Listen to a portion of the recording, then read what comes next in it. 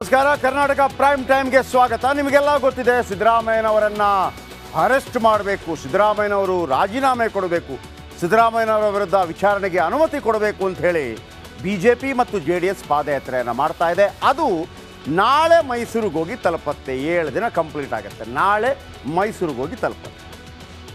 ಈ ನಡುವೆ ಏನಾಯಿತು, ಇವತ್ತೇ ನಾಳೆ ಬಿಜೆಪಿಯಲ್ಲಿ ಸಮಾವೇಶ ಮಾಡುತ್ತೆ, ಇವತ್ತೇ ಕಾಂಗ್ರೆಸ್ ಅಲ್ಲಿ ಸಮಾವೇಶ ಮಾಡಿಬಿಡ್ತು. ಆಗ ಈ ಬಿಜೆಪಿ ಮತ್ತು JDS ಅವರು ಬರ್ತಾ ಇದ್ರಲ್ಲ, ಅವರನ್ನು ಪೊಲೀಸ್ ಮುಖಾಂತರ ತಡೆ ಹಿಡಿಯಲಾಯಿತು. ಎಲ್ಲರನ್ನ ತಡೆ ಹಿಡಿದ್ರು, ಯಾರು ಬರೋಂಗಿಲ್ಲ ಅಂತೇಳಿ. ಅಲ್ಲಿ ವಾಗ್ವಾದ, ತಳ್ಳಾಟ, ಗುದ್ದಾಟ ಎಲ್ಲ ಆಯಿತು. ಅವರು ಬಿಜೆಪಿ ಮತ್ತು JDS ಪ್ಲ್ಯಾನ್ ಏನು, ನಾವು ಈ ವಿಚಾರವನ್ನು ಜನರ ಮುಂದಿಡ್ತೀವಿ, ಮೈಸೂರಲ್ಲಿ ಹೋಗಿ ಹೇಳ್ತೀವಿ, ಮುಡಾ ಹಗರಣಕ್ಕೆ ಸಂಬಂಧಪಟ್ಟ ಹಾಗೆ ಸಿದ್ದರಾಮಯ್ಯನವರು ಎಷ್ಟು ಸೈಡ್ ತಗೊಂಡಿದ್ದಾರೆ, ಅವರ ಅಕ್ಕಪಕ್ಕದವರು ಅಂದರೆ ಅವರ ಬಂಟರೆಲ್ಲ ಎಷ್ಟು ಸೈಡ್ ತಗೊಂಡಿದ್ದಾರೆ, ನೂರಾರು ಸೈಡ್ ತಗೊಂಡಿದ್ದಾರೆ, 4,000ದಿಂದ 5,000 ಕೋಟಿಯಷ್ಟು ಅವ್ಯವಹಾರ ಆಗಿದೆ. ಆ ಕಾರಣಕ್ಕಾಗಿ ಪ್ರಾಸಿಕ್ಯೂಷನ್ಗೆ ಅನುಮತಿ ಕೊಡಬೇಕು ಅನ್ನುವಂಥದ್ದು ಅವರ ಆಗ್ರಹವಾಗಿತ್ತು. ಆದರೆ ಅವರಲ್ಲಿಗೆ ತಲುಪೋದಕ್ಕಿಂತ ಮೊದಲೇ ಕಾಂಗ್ರೆಸ್ ಅಲ್ಲಿ ಸಮಾವೇಶ ಹಮ್ಮಿಕೊಂಡಿದೆ. ವೆರಿ ಇಂಟ್ರೆಸ್ಟಿಂಗ್ ಏನಪ್ಪ ಅಂತಂದರೆ, 2022 ಕರೆಕ್ಟಾಗಿ 2 ವರ್ಷದ ಹಿಂದೆ, ಇವತ್ತು ಆಗಸ್ಟ್ 9, ಆಗಸ್ಟ್ 12ನೇ ತಾರೀಕು ದಾವಣಗೆರೆಯಲ್ಲಿ ಈ ಸಿದ್ದರಾಮಯ್ಯ, ಆಗಸ್ಟ್ 12 ಸಿದ್ದರಾಮಯ್ಯನವರ ಬರ್ತ್ಡೇ, 2 ವರ್ಷದ ಹಿಂದೆ ಸಿದ್ದರಾಮೋತ್ಸವಕ್ಕೆ ಜನ ಸಾಗರವೇ ಸೇರಿತ್ತು. ಇವತ್ತು ಸಾಂಸ್ಕೃತಿಕ ನಗರಿ ಮೈಸೂರಲ್ಲೂ ಕೂಡ ಅದೇ ರೀತಿ ಜನ ಸಾಗರೋಪಾದಿಯಲ್ಲಿ ಸೇರಿದ್ರು. ಪಾದಯಾತ್ರೆ ಮಾಡ್ತಾ ಇರೋದು ಬಿಜೆಪಿ ಮತ್ತು JDS, ಆದರೆ ಅವರಿಗೆ ಟಕ್ಕರ್ ಕೊಡಬೇಕು ಅಂಥೇಳಿ ಇವತ್ತು ಜನಾಂದೋಲನ, ಇಡೀ ಜನರನ್ನು ಸೇರಿಸಿ ಒಂದು ರೀತಿಯಲ್ಲಿ ಸಿದ್ದರಾಮೋತ್ಸವದ ರೀತಿಯಲ್ಲೇ ಕಾರ್ಯಕ್ರಮವನ್ನು ಹಮ್ಮಿಕೊಳ್ಳಲಾಗಿತ್ತು. ಇಲ್ಲಿ ಸಿದ್ದರಾಮಯ್ಯ ಮತ್ತು DK ಶಿವಕುಮಾರ್ ಬಿಜೆಪಿ ಮತ್ತು JDS ನಾಯಕರ ವಿರುದ್ಧ ಯಾವ ರೀತಿ ಕಿಡಿಕಾರಿದ್ರು ಮತ್ತು ತಾನು ಯಾವುದೇ ತಪ್ಪು ಮಾಡಿಲ್ಲ ಅನ್ನೋದನ್ನು ಸಿದ್ದರಾಮಯ್ಯ ಯಾವ ರೀತಿ ಸಮರ್ಥನೆ ಮಾಡಿಕೊಂಡ್ರು, ಬನ್ನಿ ನೋಡೋಣ.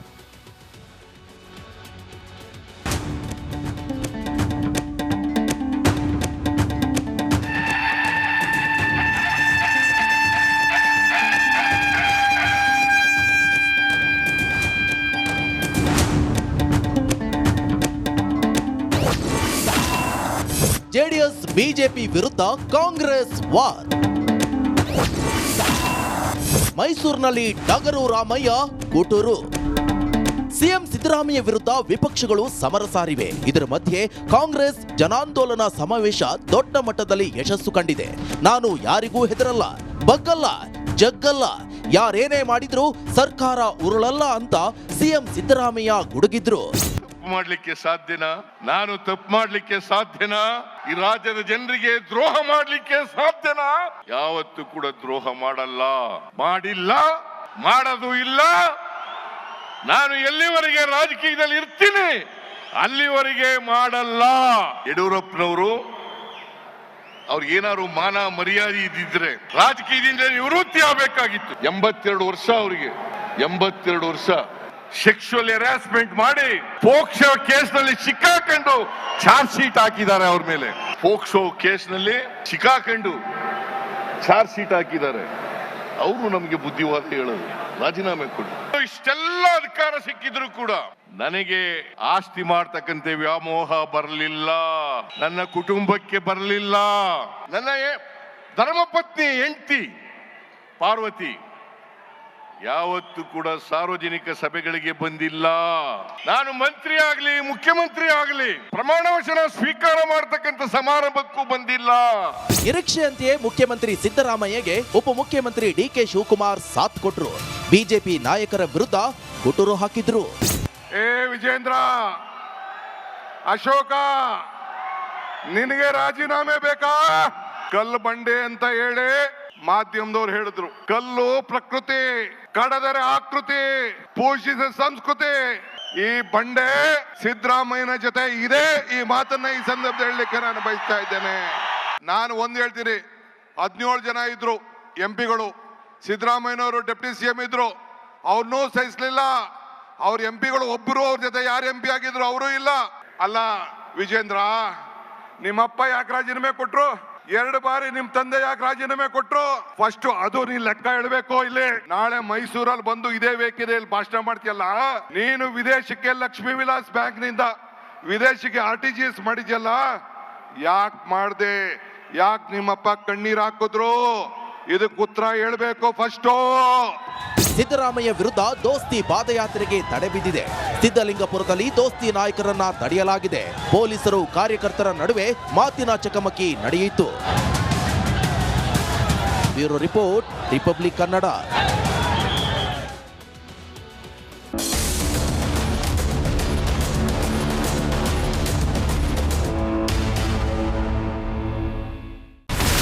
ಇಲ್ಲಿರುವಂತ ಈ ಒಂದು ಗುಡ್ಡ ಕುಸಿದ ಪರಿಣಾಮ ಯಾವ ರೀತಿಯಾಗಿತ್ತು ಅಂತಂದ್ರೆ ಗಂಗಾವಳಿ ನದಿ ಪಕ್ಕದಲ್ಲಿರುವಂತಹ ಉಳುವರ್ ಎನ್ನುವ ಗ್ರಾಮ ಸಂಪೂರ್ಣವಾಗಿ ಇವತ್ತು ನಾಶ ಆಗಿದೆ.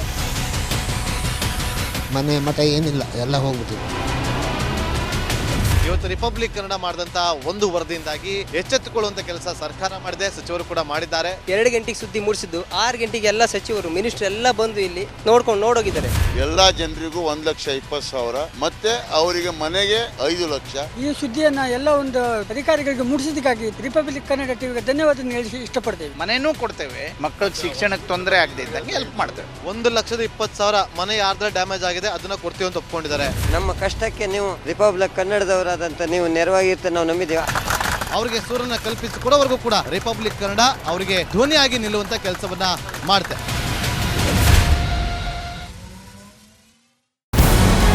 ನಮಸ್ಕಾರ, ಕರ್ನಾಟಕ ಪ್ರೈಮ್ ಟೈಮ್ಗೆ ಸ್ವಾಗತ. ನಾನು ಜಯಪ್ರಕಾಶ್ ಶೆಟ್ಟಿ. ಇಡೀ ಕರ್ನಾಡು ಇವತ್ತು ರೆಬೆಲ್ ಆಗಿ ನಿಂತಿದೆ. ಈ ಹಗರಣಗಳನ್ನು ಸದನದಲ್ಲಿ ಪ್ರಸ್ತಾಪ ಮಾಡಲು ಕೂಡ ಕಾಂಗ್ರೆಸ್ ಹಿಂದೇಟು ಹಾಕಿದ್ದೇಕೆ? ನಿಮ್ಗೆ ಸಂಬಳ ಅದಕ್ಕೆ, ನಿಮಗೆ ವಾಹನ ಅದಕ್ಕೆ, ನಿಮಗೆ ವೆಪನ್ ಅದಕ್ಕೆ, ನೀವು ಅದನ್ನು ಸೆರೆ ಹಿಡಿಬೇಕಾಗಿತ್ತು. ನೀವು ವಿದ್ಯುತ್ ಬರ ಇದೆ ಅಂತ ಹೇಳ್ತಾ ಇದ್ದೀರಿ, ಎಲ್ಲಿ ಬರ ಇದೆ ನೀವು ಹೇಳಬೇಕು. ಪಾಕಿಸ್ತಾನ್ ಆಕ್ಯುಪೈಡ್ ಕಾಶ್ಮೀರ್ ಅದು ಎಂದೆಂದಿಗೂ ನಮ್ಮದು. 40 ಮೆಷಿನ್ಗಳು ತಂದಿತ್ತು ನೋಟ್ ಎಣಿಸುವುದಕ್ಕೆ, ಅದೇ ಹಾಳಾಯಿತು. ಮಥುರಾದ ಗಲಾಟೆ ಇದೆಯಲ್ಲ, ಅದು ಸ್ಥಳೀಯವಾಗಿ ಕೂತು ಪರಿಹರಿಸಬಹುದಾದಂಥ ಕಾನೂನಿದೆ. ಗ್ಯಾರಂಟಿ ಯೋಜನೆಯಿಂದ ನಷ್ಟ ಆಗಿದೆ, ಲಾಭ ಆಗಿದೆ, ದಯವಿಟ್ಟು ಹೇಳಿ. Dawood Ibrahim most wanted criminal ಯಾವಾಗಾದ ಅಂದರೆ ಇಲ್ಲಿ ತನಕ ಭಾರತ ದೇಶದಲ್ಲಿ ಓರ್ವ ದಲಿತ ಪ್ರಧಾನಿಯಾದಂಥ ಇತಿಹಾಸವೇ ಇಲ್ಲ. ರಿಪಬ್ಲಿಕ್ ವರ್ಲ್ಡ್ ಆಪ್ ಇದು ಕೇವಲ ಅಪ್ಲಿಕೇಶನ್ ಅಲ್ಲ, ಸಮಗ್ರ ಸುದ್ದಿಗಳ ಸಂಪರ್ಕ ಮಾರ್ಗಕ್ಕೆ ಕ್ರಾಂತಿಕಾರಿ ಬದಲಾವಣೆ. ರಿಪಬ್ಲಿಕ್ ವರ್ಲ್ಡ್ ಆಪ್ ಕೇವಲ ಸುದ್ದಿ ಅಪ್ಲಿಕೇಶನ್ ಅನ್ನ ಪರಿಚಯ ಮಾಡ್ತಾ ಇಲ್ಲ, ಬದಲಾಗಿ ಡಿಜಿಟಲ್ ಸುದ್ದಿ ಬಳಕೆಯ ಹೊಸ ಯುಗಕ್ಕೆ ನಾಂದಿ ಹಾಡ್ತಾ ಇದೆ. ಇದೊಂದು ಬ್ರೇಕಿಂಗ್ ನ್ಯೂಸ್, ಪ್ರಭಾವಶಾಲಿ ಕಾರ್ಯಕ್ರಮಗಳಿಗೆ ಗಟ್ಟಿಯಾದ ವೇದಿಕೆ. ರಿಪಬ್ಲಿಕ್ ವರ್ಲ್ಡ್ ಅಪ್ಲಿಕೇಶನ್ ಈಗ ಲೈವ್ ಆಗಿದೆ. ಗೂಗಲ್ ಪ್ಲೇ ಸ್ಟೋರ್ ಮತ್ತು ಆಪಲ್ ಆಪ್ ಸ್ಟೋರ್ ಎರಡರಲ್ಲೂ ಲಭ್ಯವಿದೆ. ಈಗಲೇ ಡೌನ್ಲೋಡ್ ಮಾಡಿ.